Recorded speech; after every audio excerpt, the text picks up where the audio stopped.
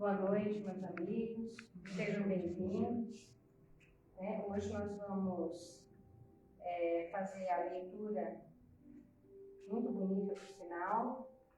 Temos o que damos. Podes guardar o pão para muitos dias, ainda que o excesso de tua casa signifique a ausência do essencial entre os próprios vizinhos. Todavia, quanto puderes, alonga a migalha de alimento aos que ficam debalde o fogão sem lume. Podes conservar armários repletos de veste inútil, ainda que a graça concorra contigo à posse do pano devido aos que se cobrem de andrajos. No entanto, sempre que possas, cede a migalha de roupa ao companheiro que sente frio. Podes trazer bolsa farta, ainda que o dinheiro supérfluo te imponha problemas e irritações. Contudo, quanto puderes, oferece a migalha de recurso aos irmãos em necessidade. Podes alinhar perfumes e adornos para uso à vontade, ainda que pagues caro a hora do abuso. Mas, sempre que possas, estende a migalha de remédio aos doentes em abandono. Um dia, que será noite em teus olhos, deixarás pratos cheios e imóveis abarrotados, cofres e enfeites para a travessia da grande sombra. Entretanto, não viajarás de todo nas trevas, porque as migalhas de amor que tiveres distribuído estarão multiplicadas em tuas mãos como bênçãos tios. Maravilhosa mensagem, né? Então, tudo que nós fazemos de coração, sempre a maior beneficiada acaba sendo nós mesmos, né? Mas possamos fazer com amor, sem pensar em benefício algum, né? Então, nós vamos, neste momento, caríssimos irmãos, elevar nossos pensamentos a Deus, mentalizarmos a imagem do Mestre Jesus e agradecer por estarmos aqui, encarnados e desencarnados, reunidos para aprendermos um pouco mais. Rogamos, Pai, as tuas bênçãos a todos aqui presentes e ao nosso palestrante, que ele seja iluminado, que as suas palavras caiam em nosso coração como um bálsamo salutar, permitindo a nós renovação em nossos pensamentos e em nossas atitudes. Que seu amor, Pai querido, esteja presente, consolando e amparando a todos. Em teu nome, rogando a tua proteção e a tua permissão para iniciarmos este momento da nossa palestra desta noite. Assim seja. Então, hoje nosso amigo veio de Bauru, né? O João Vicente de Mello, gentilmente, correndinho, né?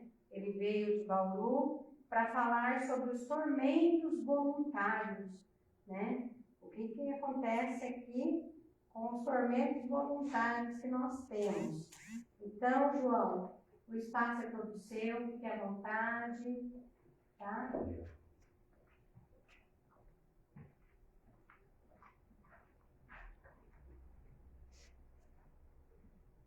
Bom, pessoal, boa noite.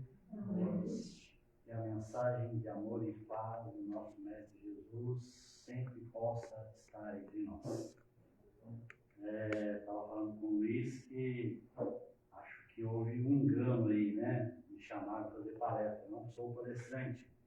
Então, peço paciência a vocês com seus ouvidos para ouvir alguma reflexão que eu trago aqui referente a esse texto, né, que está no Evangelho segundo o Espiritismo. Estou acostumado a ouvir palestrantes, né, pessoas realmente com o dom da oratória, então peço para vocês humildemente essa permissão, né, sem ser palestrante.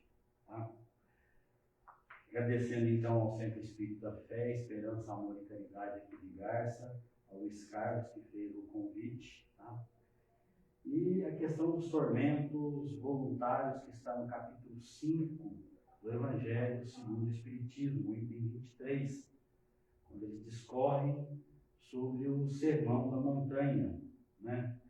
Eu me recordo do Richard Simonetti de Bauru, quando ainda encarnado, falava que toda a filosofia, né, do cristianismo, do Cristo, estava totalmente inserido no Sermão da Montanha. Se a gente tivesse a sagacidade de estudá-lo, de realmente entendê-lo e interpretá-lo, ali está todo o resumo bem pequenininho da obra do Cristo. Tá? Então, o capítulo 5, repito, bem-aventurados os aflitos, está aí no item 23, tormentos voluntários. Antes de entrar propriamente no tema, vou ler, inclusive, são 3 parágrafos, esse item. A gente sempre ouve, né, dentro da doutrina, que nós estamos num planeta de provas e expiações. Inclusive, no próprio Evangelho segundo o Espiritismo, no capítulo 3, está lá: a Terra pertence à categoria dos mundos de expiações e provas, e é por isso que o homem é alvo de tantas misérias. Estou aprendendo, né, com um amigo muito querido, lá da Casa Espírita onde eu trabalho, em Bauru, Centro Espírita Chico Xavier, querido Carlos Alberto Leme. É interessante, muitas vezes, a gente olhar o significado da palavra. Porque, por exemplo, eu vou ser franco para vocês, expiação sempre dá até um friozinho, né, na barriga e acho que na alma, né? Nossa, estamos espiando, estamos na terra espiando, né? E interessante que quando nós olhamos o dicionário, a gente acha várias definições e significados da palavra expiação. Mas tem um que eu trouxe para vocês, que eu acho muito legal. Expiação é purificação das faltas. Então, eu acho que se a gente falar assim, que nós estamos num planeta que pode nos proporcionar a purificação, fica mais bonito de falar expiação. E o significado é o mesmo. Em contrapartida, também estamos num planeta de expiações e provas. E prova também, às vezes, é uma coisa assim que também assusta muito, né? A gente remete à nossa época de escola, onde nós éramos avaliados, daquele friozinho também na barriga, né? Quando a professora falava: tira uma folha que eu vou dar uma prova. Prova surpresa. E mesmo quando era prova agendada, dava aquele friozinho, né? E é interessante também, o próprio dicionário dá um significado bem interessante. E prova é uma situação que testa a capacidade de superação de alguém.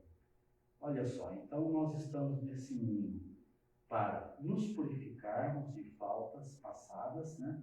Procuramos uma purificação da nossa alma e estamos sendo testados, está sendo verificado a nossa capacidade de aprendizado se realmente foi boa. Ou seja, se na outra encarnação eu realmente consegui aprender alguma coisinha, e nessa encarnação agora me é dado essa oportunidade. Mas principalmente, gostaria de frisar uma coisa que às vezes a gente esquece, que com provas e expiações, a oportunidade que nós estamos tendo hoje, encarnados, é a de evolução. Que a gente nunca se esqueça disso. O nosso Pai, maravilhosamente na nossa criação, sempre nos dá a oportunidade de evoluir e nunca regredir. O máximo é a gente estagnar. Mas toda vez que pensarem, eu estou passando por uma prova, estou aqui por expiação, né? Ou purificação, que é mais bonito, lembra, eu estou tendo a oportunidade de evoluir.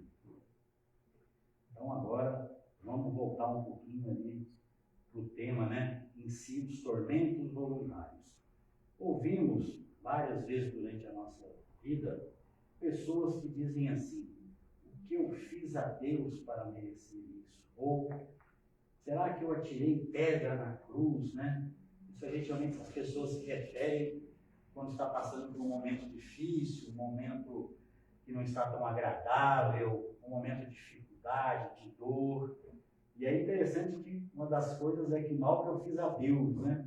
Esquece que o Pai é misericordioso, é amoroso, está sempre pronto a nos receber de braços abertos e sabe que somos imperfeitos, ou seja, nos perdoa e, incrivelmente, nos deu a oportunidade de realmente redimir as nossas faltas.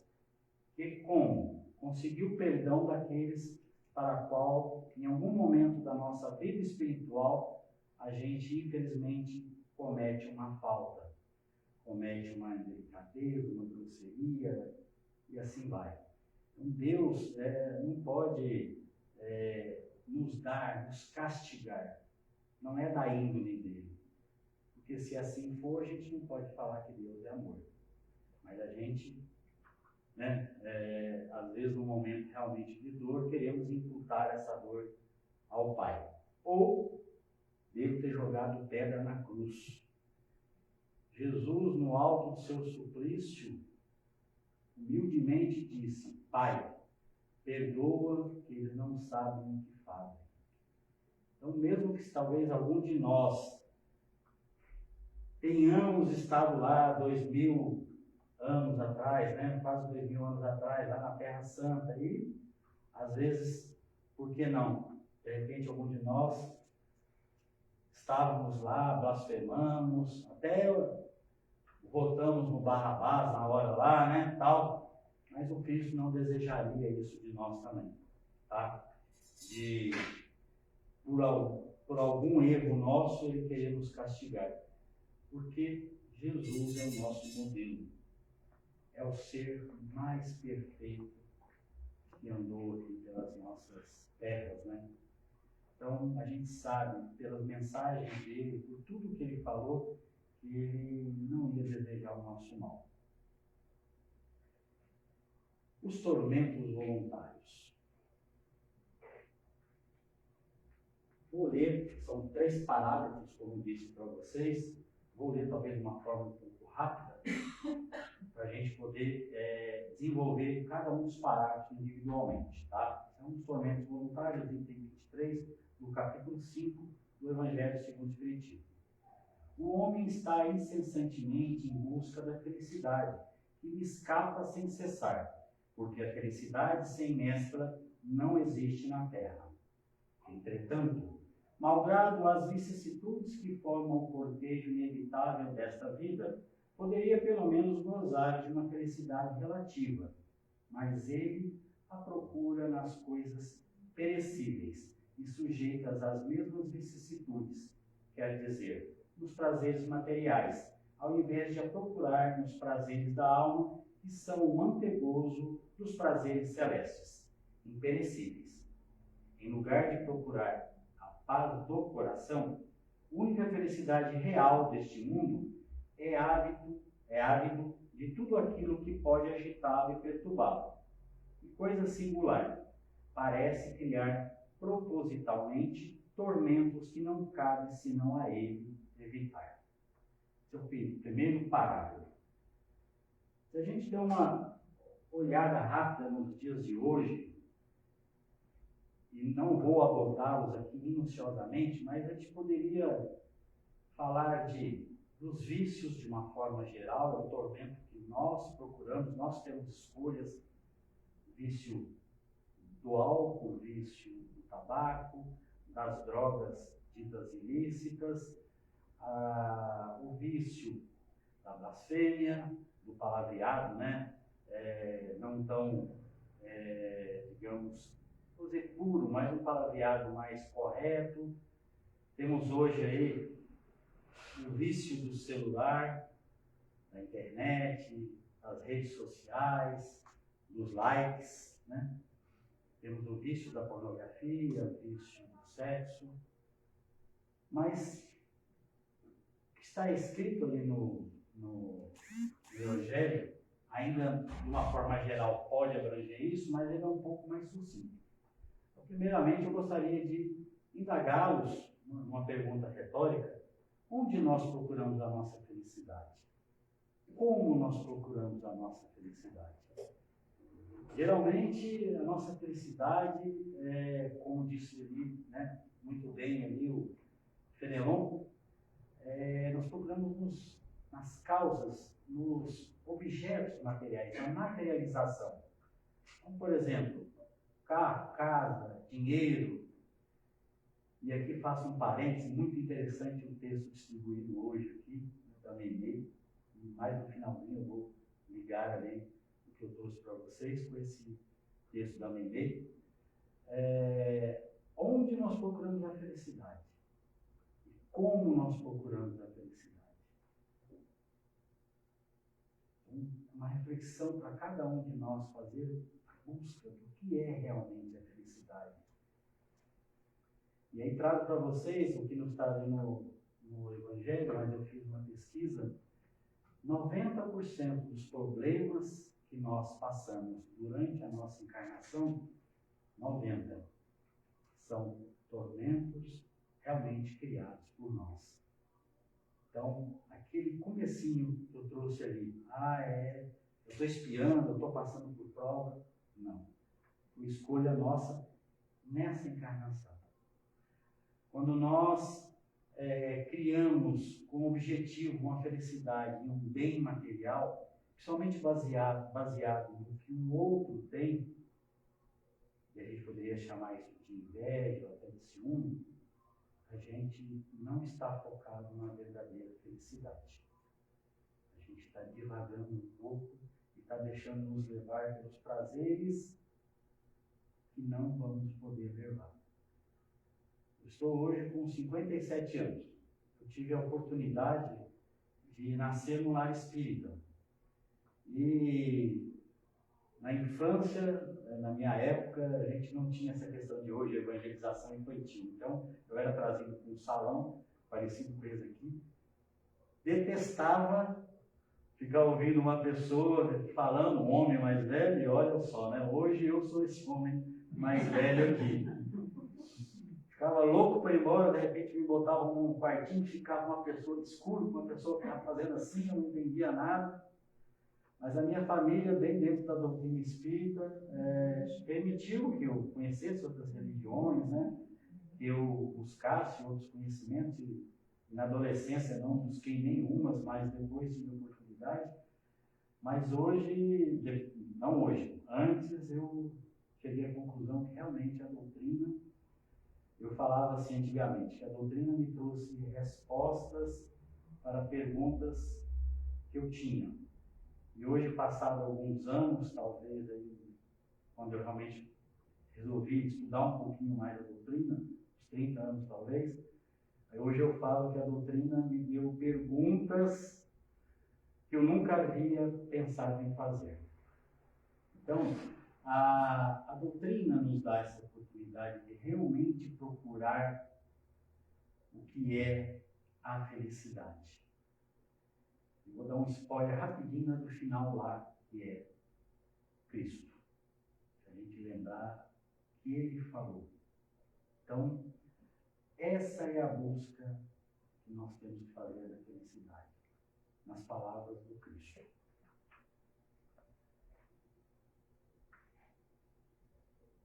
Vou ler para vocês o segundo parágrafo.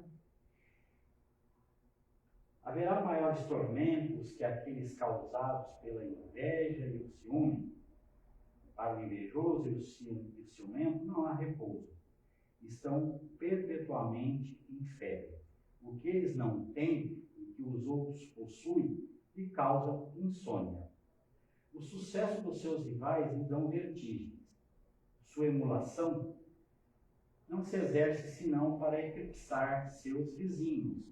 Toda sua alegria está em excitar nos insensatos, como eles, a cólera do ciúme de que estão possuídos. Pobres insensatos. Com efeito, que não sonham que talvez amanhã lhe será preciso deixar todas essas futilidades cuja cobiça envenena sua vida. Não é a eles que se aplicam essas palavras. Bem-aventurados os aflitos, porque serão consolados, porque seus cuidados não são daqueles que têm compensação nos céus.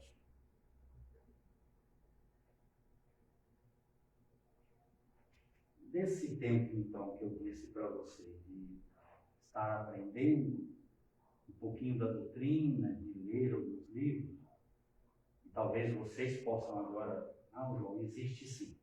Até hoje eu não vi nenhum livro da doutrina nas obras básicas de Kardec, mesmo em romances, em livros didáticos, alguma citação de que quando a gente desencarna, a gente consegue levar para o plano espiritual os nossos bens materiais. Se vocês já viram isso aí, por favor, me falem o nome do livro, que eu vou pesquisar e vou ler bem rapidamente. Daí, com certeza, o meu lado vai de cobiça, né? Já vai crescer os olhos, vou dar um jeito de poder levar.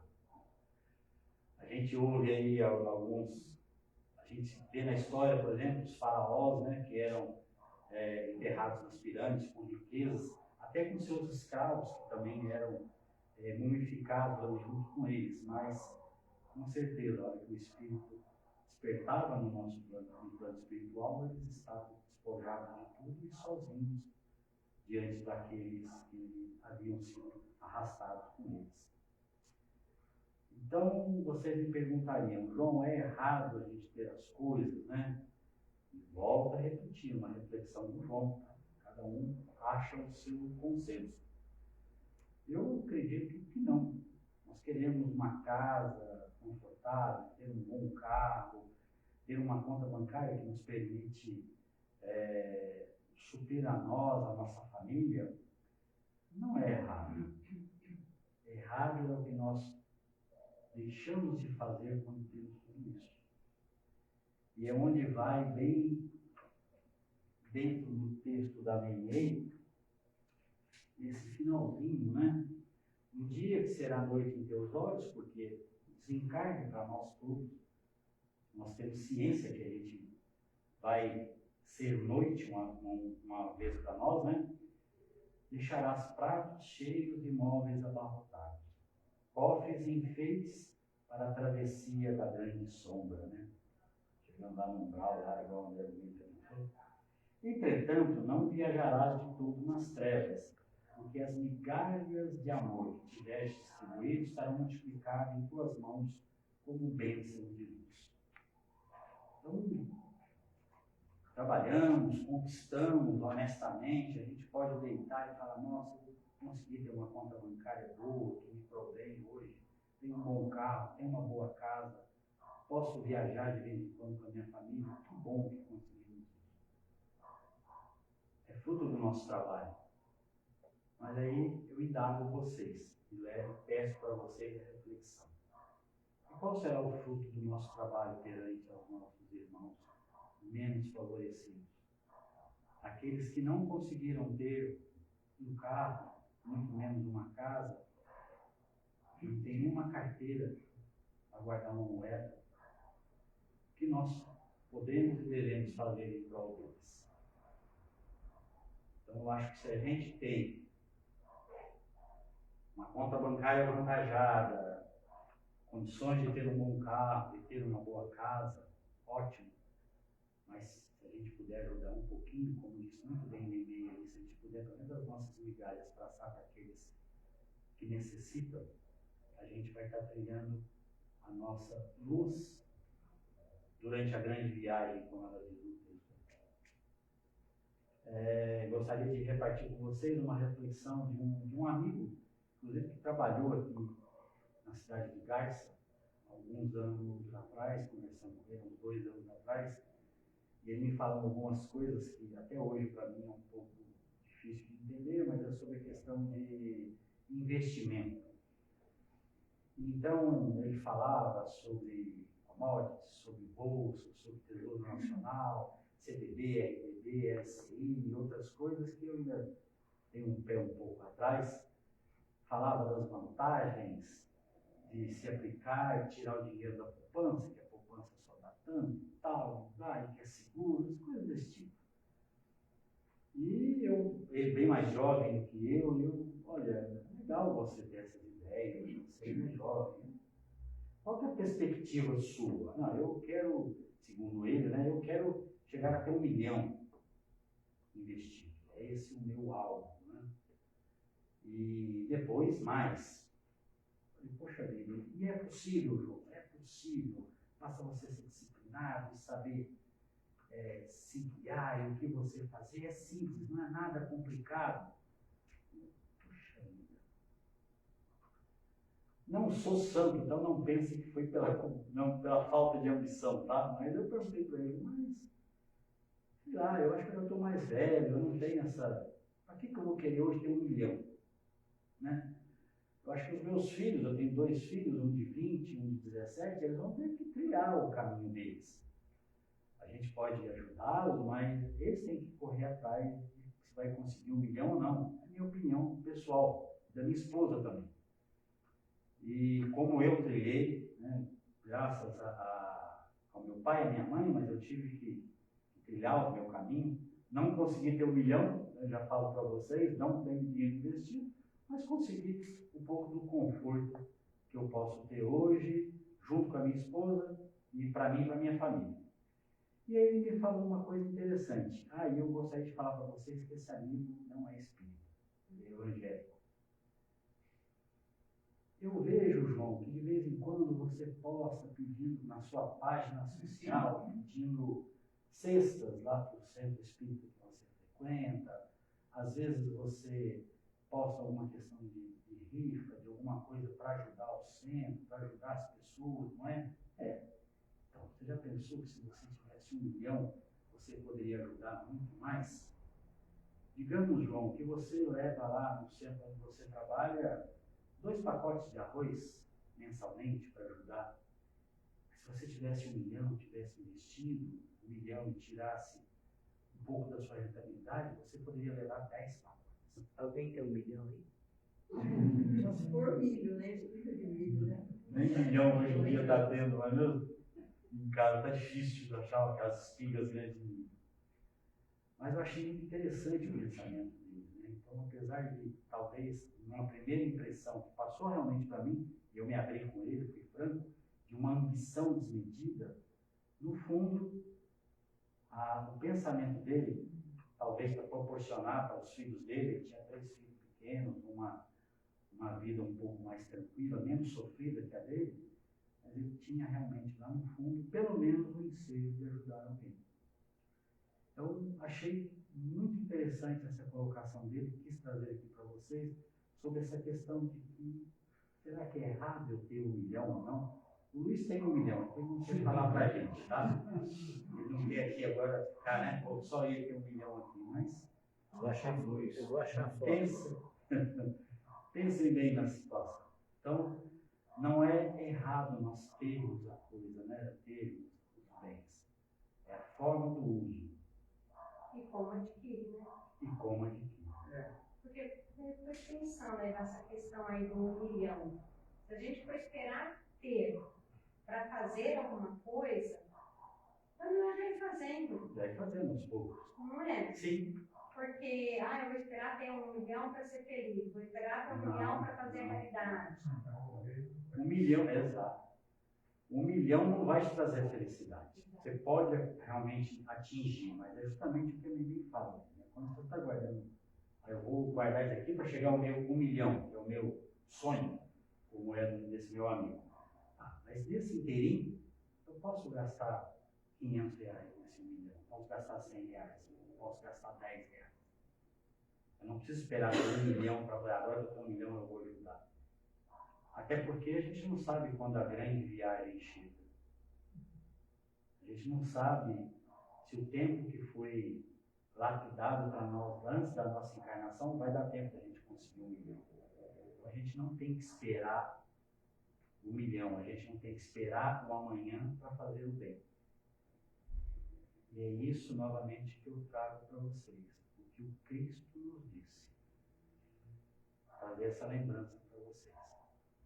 Os 2 mandamentos que ele deixou em troca de todos os outros ensinamentos. O último parágrafo. De tão Nos tormentos, ao contrário, se poupa aquele que sabe se contentar com o que tem, que vê sem inveja o que não tem, e não procura parecer mais do que é. Ele está sempre rico, porque se olha abaixo de si, em lugar de olhar acima, verá sempre pessoas que têm menos ainda. É calmo, porque não cria para si necessidades quiméricas, e a calma, no meio das tempestades da vida, não será felicidade. Então aqui, Fenelon, Lyon, 1860, a gente faz uma comparação muito interessante. Nós temos faz parte da nossa natureza sempre a gente se comparar ao que está acima, né? Então, se eu tenho a mesma profissão do Luiz, nós trabalhamos no mesmo escritório, na mesma empresa, temos quase o mesmo cargo, provavelmente um salário parecido, por que o Luiz tem essa Mercedes C180 e eu ando de Fusquinha? O Luiz não tem, acho que o Luiz não tem uma Mercedes, né? É só uma ideia figurativa aqui, tá, pessoal? Minha mulher também não chama Mercedes. Não chama Mercedes, então você não tem. Então vejam bem, né? A gente compara com aquele que ostenta ou que tem um bem melhor que nós. E geralmente naquela mesma empresa que o Luiz trabalhando, a gente vai, às vezes, ter um colega que não tem nenhuma bicicleta para andar. Mas a gente procura nos alinhar, né, ou uma régua de comparação com aquele que está acima. E aí é onde vem a inveja, onde vem o ciúme, porque ele tem, eu não tenho, por como ele conseguiu, eu não, e eu vou conseguir. Então vem o bichinho, né, que pica e nos infecta com esse sentimento, com esse defeito, esse vício. Primeiramente do egoísmo, porque a gente não consegue olhar para os outros, só para o que nós desejamos, e da ambição desmedida. Tem uma frase muito interessante que rica não é a pessoa que tem mais, mas sim a que precisa de menos. Nós criamos falsas expectativas, falsas felicidades em bens materiais, achando que vamos trazer realmente essa felicidade, esse prazer que é mundano, e criamos necessidade de coisas que não precisamos. Ontem eu estava vendo um vídeo muito interessante de uma pessoa falando para a gente quando for comprar um carro, né? Então analisaram várias coisas do carro. E eu, primeiro, realmente eu preciso desse carro, eu preciso de um carro, eu preciso desse carro. Fazer a introspecção, né, a autoanálise, realmente eu preciso, mas volta a repetir o Luiz, quando eu vou comprar uma Mercedes, eu preciso ter uma Mercedes. Por que eu preciso de uma Mercedes? Eu não posso ter o Fusquinha? Será que o Fusquinha não vai me levar nos mesmos lugares que a Mercedes? Não, a Mercedes tem mais conforto, mais segurança. Mas e se eu comprar um outro veículo mais barato? Eu tenho necessidade. Então, a gente cria necessidade de algo, a gente cria um objetivo que não nos diz respeito, fora da nossa realidade. Esse é um dos tormentos voluntários que vivemos. É um tormento que não é nos imposto pela justiça divina. Esse sentimento de ambição, de ganância, de querer mais, de nos basearmos naqueles que têm mais. Isso não nos é imposto. Isso nós criamos. Alguns de nós podemos assim pensar, João, mas por que alguns vêm com tanto, então? E a gente já imagina logo que a vida deles deve ser um mar de rosa.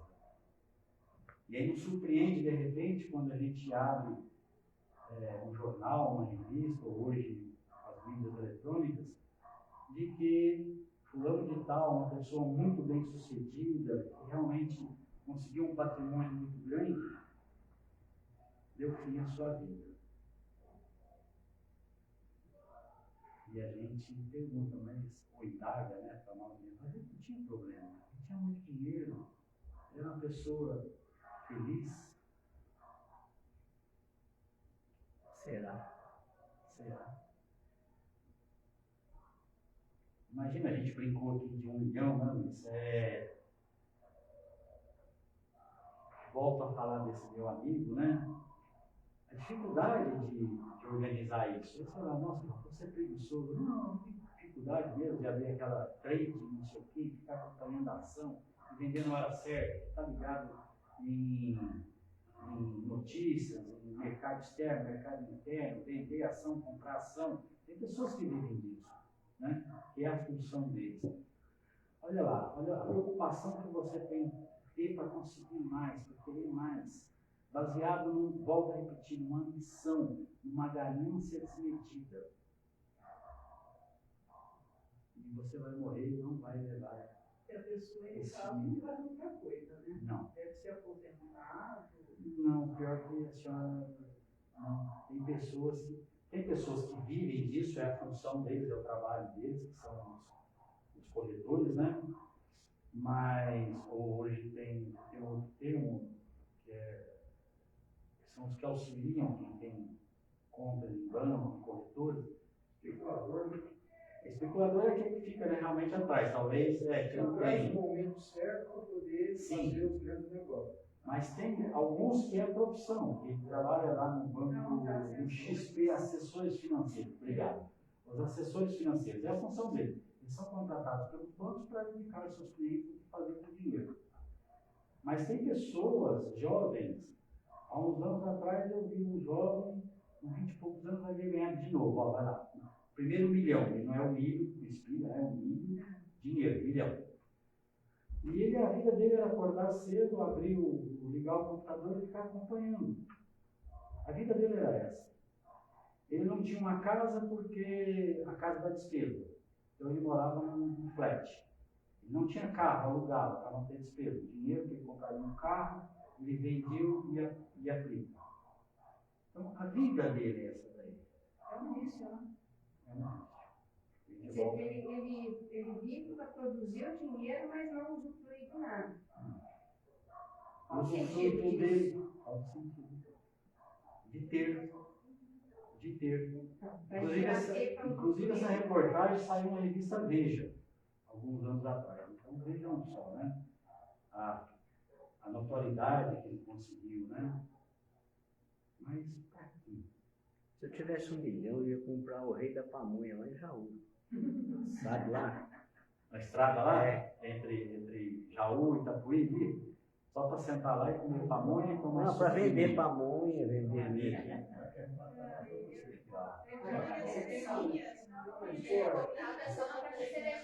Eu tentei descobrir hoje quem é esse empresário.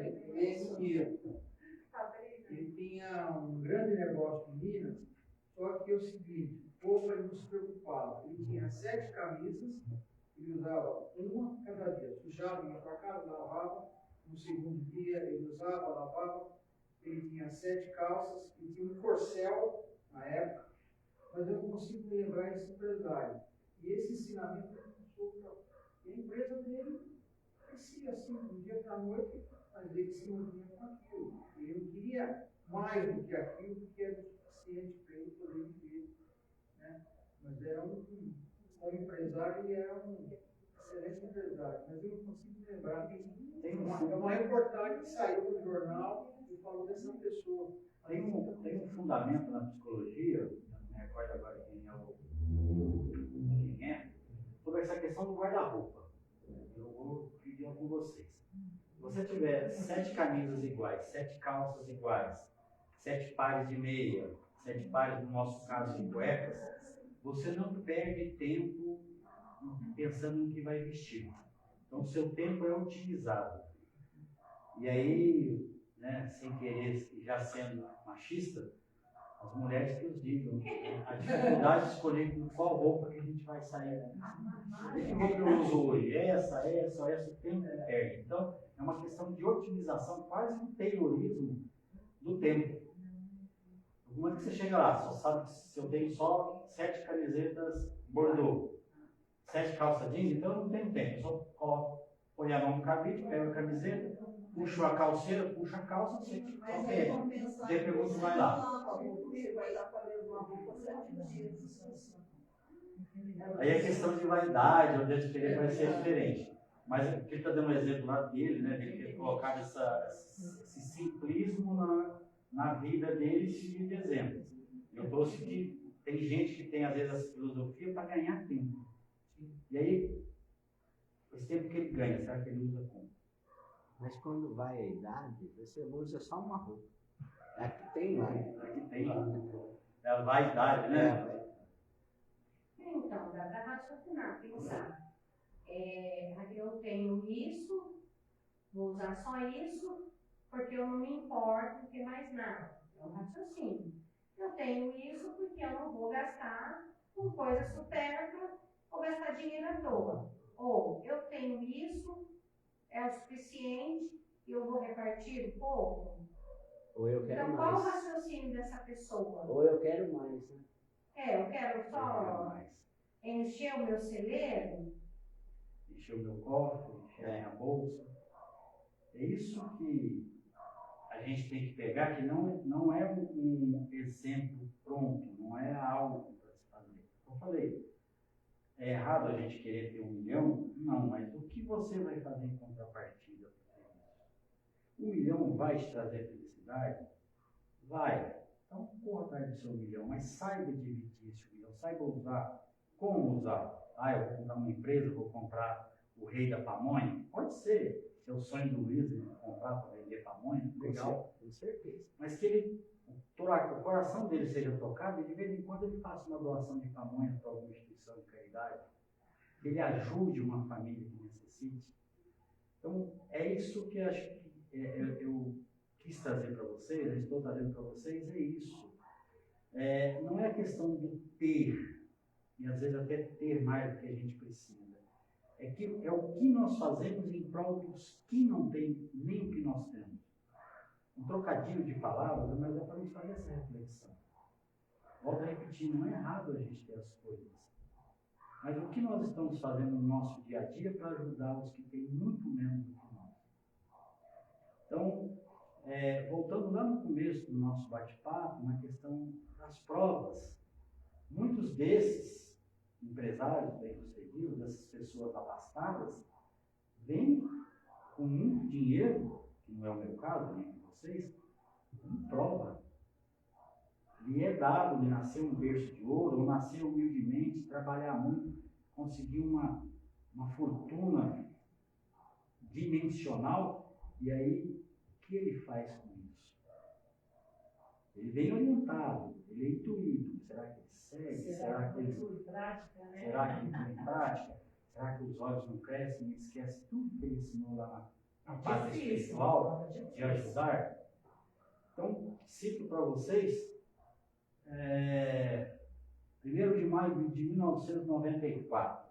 Alguns vão lembrar essa data, né? É dia do trabalho, está perto de fazer agora, né?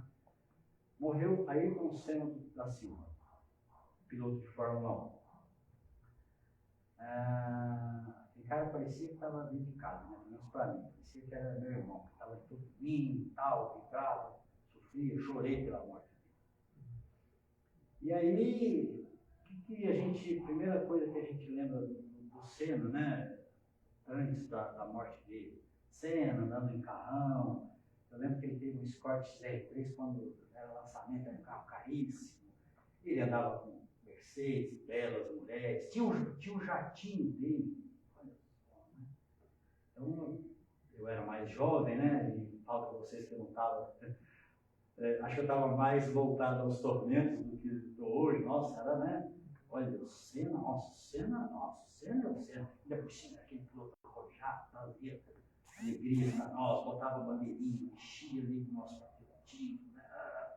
Tão sofrido, ritmo, coisa, né? em 86, o plano cruzado, e ele, nossa, né? Morreu. Perdemos lá um ídolo. E aí começou a aparecer algumas coisinhas. Nossa, você não ajudava uma escola em tal lugar, você não ajudava uma comunidade em tal lugar, o SENA tal, o SENA. Um SENA que nós nunca conhecíamos. Tanto é, e deixou uma fortuna, né? Uma família que já era rica, a família dele, a família de Tatuí, né?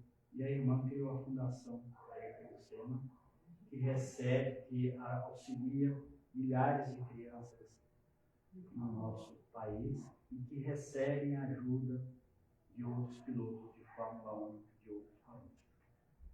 Então, não estou pegando ele como modelo, falar que ele foi, mas a gente tem notícia que esse soube espalhar, como disse a minha e-mail, algumas das migalhas do muito que ele conquistou. Então, segue, né, esse pensamento, olha só, um cara que muito teve, mas parece que muito fez também, por outros menos favorecidos. Para encerrar, porque eu falei para vocês que não era palestrante, eu estou falando muito, né? O segredozinho da verdadeira felicidade. A gente pode ter carro, pode ter casa, pode ou não ter 1 milhão, né? Mas a verdadeira felicidade nós temos que buscar nas palavras do Cristo. Amai o teu próximo como a si mesmo. Esse é o segredo da felicidade. Não há outro caminho. Nós podemos ter felicidades relativas, mas a felicidade absoluta é essa. Quando a gente conseguir um mundo em que não há pessoas que sofrem, aí sim nós alcançaremos a felicidade plena. João, eu não posso resolver hoje a guerra da Ucrânia e da Rússia, eu também não posso, como vocês.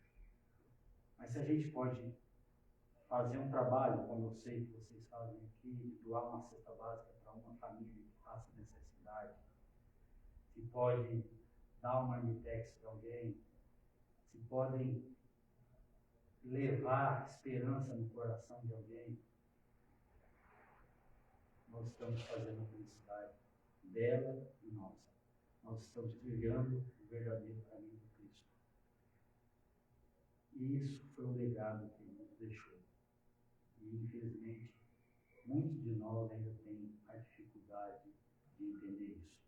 Vivemos isolados no mundo nosso, de conseguirmos coisas, de angariar bens, e nos esquecemos de dividir e auxiliar quem precisa. Em amar ao próximo, como a gente deseja que ele ame e nos estime. Então, simplesmente, é esse o segredo da felicidade. O amor é uma força que transforma o destino. Chico Xavier. Obrigado, pessoal, pela paciência de vocês. Essa reflexão que eu trouxe para vocês, volto a repetir, não sou palestrante, mas agradeço muito a oportunidade que tive, que estou tendo de estar aqui com vocês. Obrigado.